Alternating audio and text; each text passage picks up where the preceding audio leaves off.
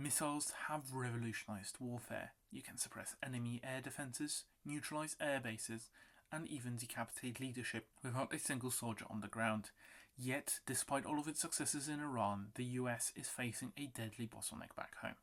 American forces have used high-end standoff systems such as Tomahawk cruise missiles, capable of flying over 1,000 miles to strike targets deep inside Iran, to devastating effect. Yet each Tomahawk costs roughly $3 to $4 million, and the United States has around 4,000 in its stockpiles, with fewer than 100 produced annually. This rate cannot sustain high volume use over time like we have seen in Iran. It is estimated that the US has used between 200 and 400 Tomahawk missiles in only 5 days. This is years of production used up in less than a week. Other precision weapons such as the Joint Air-to-Surface Standoff Missile or JASSM and the Precision Strike Missile at about $1.6 million each similarly reflects industrial limits. These weapons are optimized for precision strikes rather than the saturation missions that the United States and Israel are currently conducting in Iran.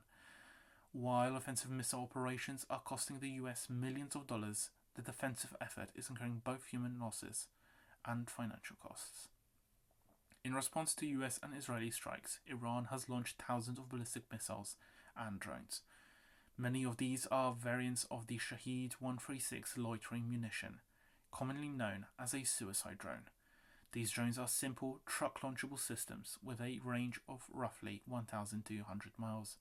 Crucially, they have a low unit cost, as little as $20,000 to $50,000 per drone. This stark disparity in unit costs creates a strategic cost imbalance that Western forces are struggling to address effectively and sustainably.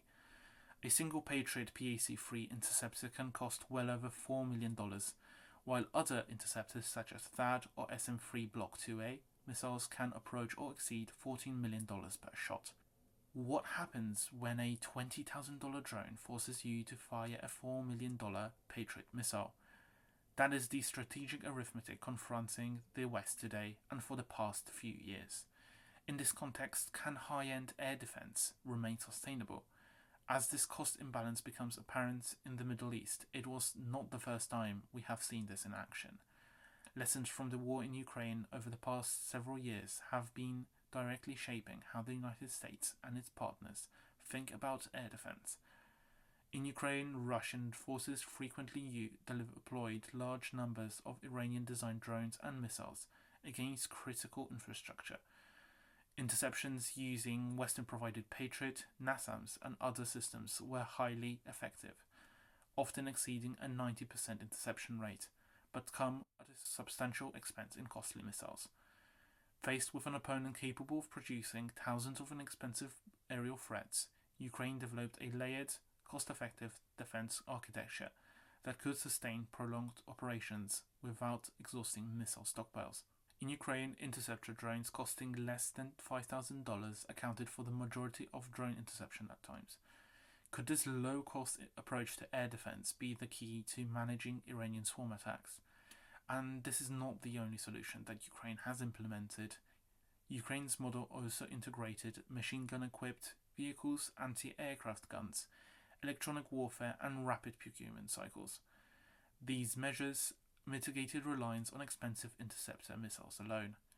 Many of these ideas, especially the focus on cheap, rapidly producible systems, are now being mirrored in Allied planning for the Middle East.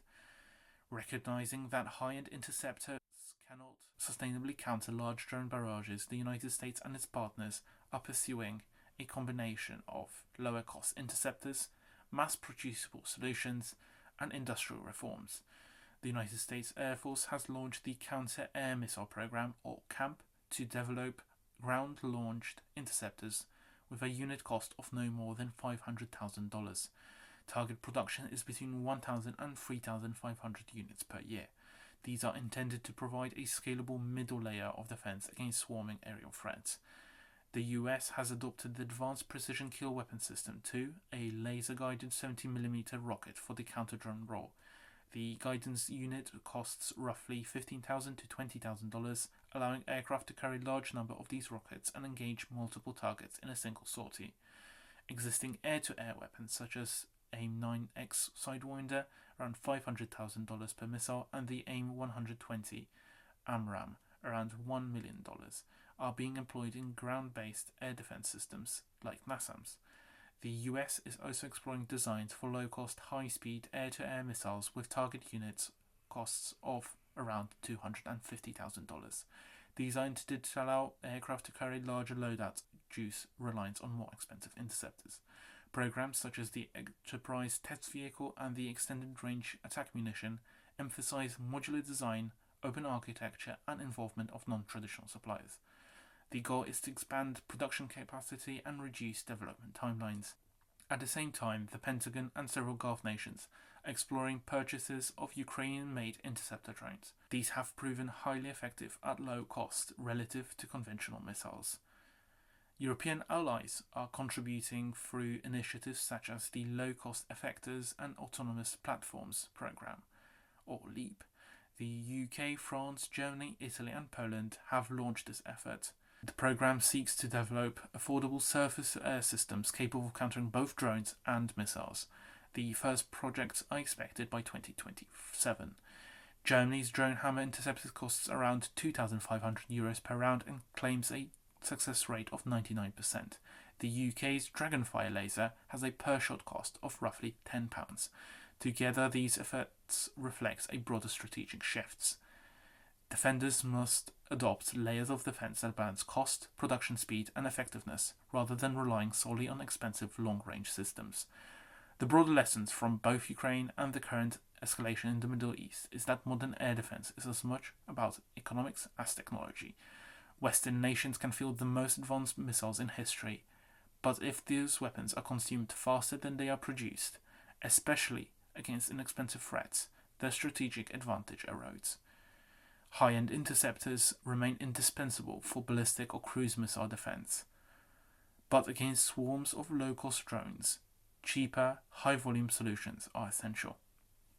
Sustainable air defense architecture now should combine high-end interceptors, medium-cost scalable missiles, and rockets, low-cost rockets, and interceptor drones, directed energy and electronic warfare systems. Failure to adapt could strain stockpiles not just in the Middle East, but in any future high-intensity theatre such as the Indo-Pacific. I've been Alexander Anderson, the Director of the Centre for International Security and Economic Strategy.